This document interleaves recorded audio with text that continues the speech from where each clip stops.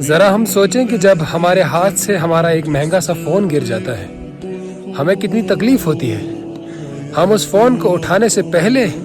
افسوس کرتے ہیں اور ہمیں غم ہوتا ہے کہ کاش میرے فون کو کچھ ہو نہ جائے،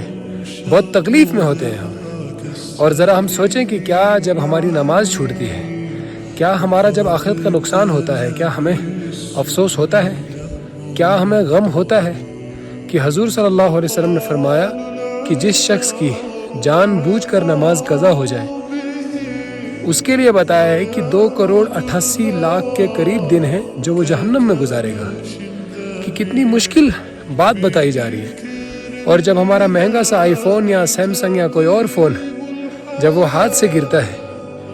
تو وہ تو چھوٹا سا نقصان ہے، زیادہ سے زیادہ 1,00,000 اور 2,00,000 کا، لیکن دنیا کا نقصان ہمیں سمجھ میں آ گیا اور آخرت کا نقصان ہمیں سمجھ میں نہیں آیا، کہ جو باتیں ہمیں بتائی جا رہی ہے نبیوں کے ذریعے، قرآن شریف کے ذریعے، وہ آج ہمیں سمجھ میں نہیں آ رہی۔ ہمیں احساس نہیں کہ اللہ تبارک و تعالیٰ ہمارے گناہوں کے باوجود، ہماری بدعمالیوں کے باوجود ہمارے لیے رزق بھیج رہے ہیں، ہمارے لیے اچھے فیصلے کر رہے ہیں، اور اللہ تعالیٰ چاہتے ہیں کہ میرا بندہ اس دنیا میں کامیاب ہو جائے، اور ہم اس چیز کی تیاری نہیں کر رہے۔ ہمیں چاہیے کہ ہم آخرت کی خوب تیاری کریں، دنیا میں بھی ہم وقت لگائیں، دنیا کی محنت کریں، لیکن آخرت ہماری فرسٹ پریورٹی ہو۔ ہمارے ذہنوں میں جو خیالات ہیں وہ کیا ہے کہ کامیابی پیسے سے ہے، کامیابی شہرت سے ہے، اور کامیابی دولت سے ہے، اور کامیابی حکومت سے ہے۔ جس کے پاس زیادہ حکومت ہو گئی وہ کامیاب ہو گیا، جس کے پاس زیادہ مال بن گیا وہ کامیاب ہو گیا،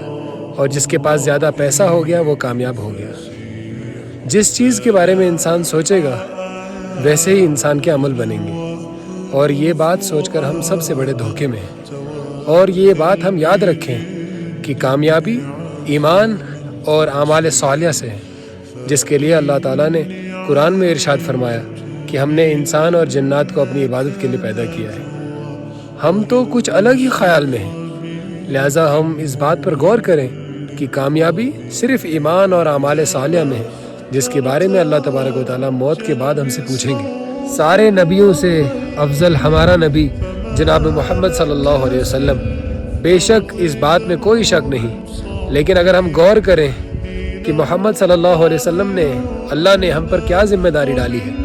بلغوا انی ولو آیا، کہ ایک آیت بھی اگر آپ جانتے ہیں وہ آپ دوسروں تک پہنچائیں۔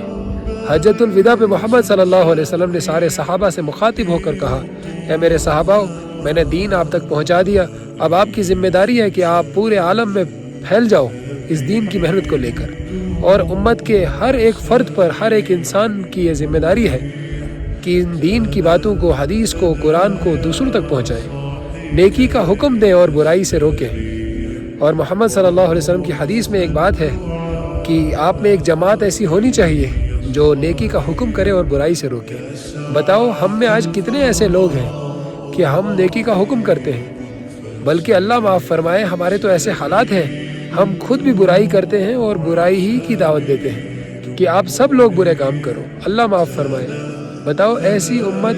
کس منہ سے کہتی ہے کہ ہمارا نبی سب سے افضل نبی ہے، ہم نبی کے امتی ہیں؟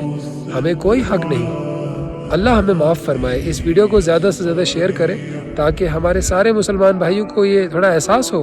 کہ ہم کیا کر رہے ہیں، اپنے اعمال کا، ہماری نمازوں کا کیا حال ہے، پھر دعوت جو ہم دوسروں کو کچھ نیکی کا حکم کر رہے ہیں یا نہیں کر رہے ہیں۔